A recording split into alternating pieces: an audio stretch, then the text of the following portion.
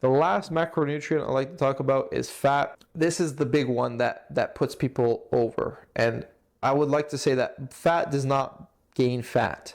Fat is actually great. It's important to lose body fat. So dietary fat is a tricky one because in terms of health, it's actually really good for you. My personal approach to dietary fat is I tend to inadvertently restrict the amount of dietary fat that you're able to have, not because it's going to put on body fat, but more because of the calorie content in fats.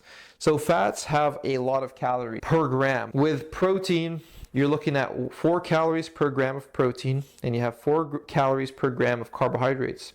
And you have 9 calories per gram of fat, which means that fat has over double the amount of calories for the same content of food, which means if you are eating primarily fat, you're going to have a hard time with appetite. You're not going to feel full. I've tried this myself, and people will say that fat is filling for you. It helps satiate your appetite. And maybe that's true to a certain extent, but for me personally, when I'm in a deficit and I'm eating a ton of fat, it's not filling enough.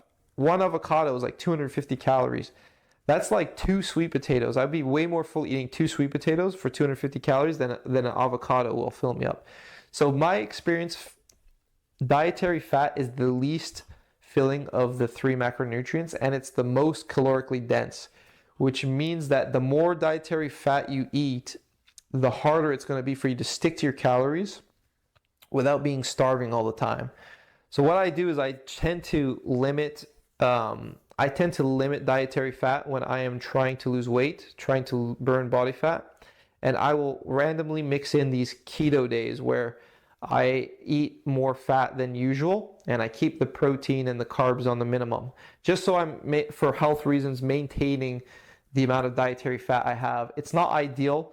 Again, this isn't going to be necessarily ideal for health, but from a weight loss standpoint for now, it is a small price to pay. So we limit the dietary fat a little bit.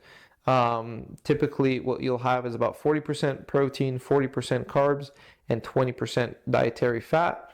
So you're still getting enough for essential needs. You're getting some from the chicken breast, you're getting some from your meats, a little bit of fat depending on how many calories you're able to eat. You can mix in a little bit of avocado, some oils, some nuts. That's good. That's all going to be healthy for you. But really, you got to be very careful with how much fat. If you just scoop in a bunch of almonds, that's like 500 calories for a handful of almonds. It's insane. It's absolutely insane.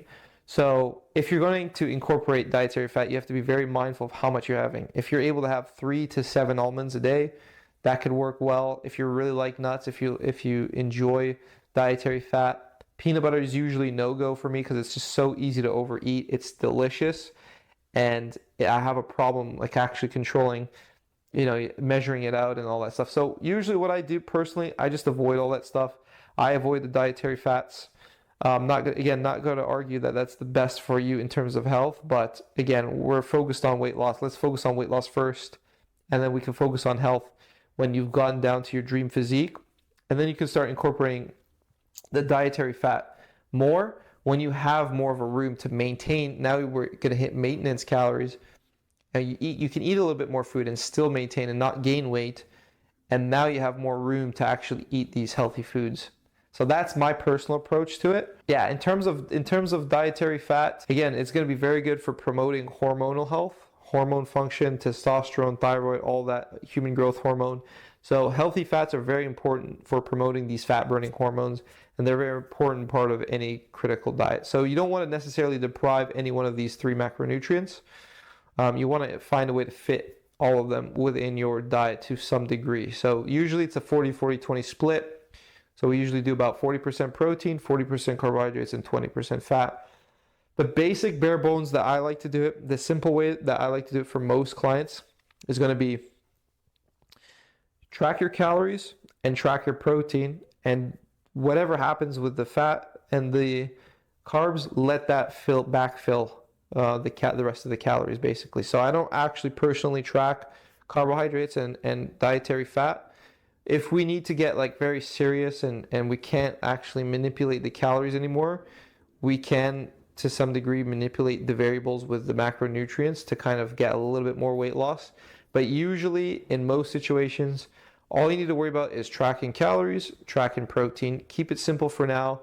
You can always get more complex with it later if you really enjoy it, but for now, I would just stick to calories and protein and let the rest of the calories come from whatever foods you enjoy, whatever works for you, basically.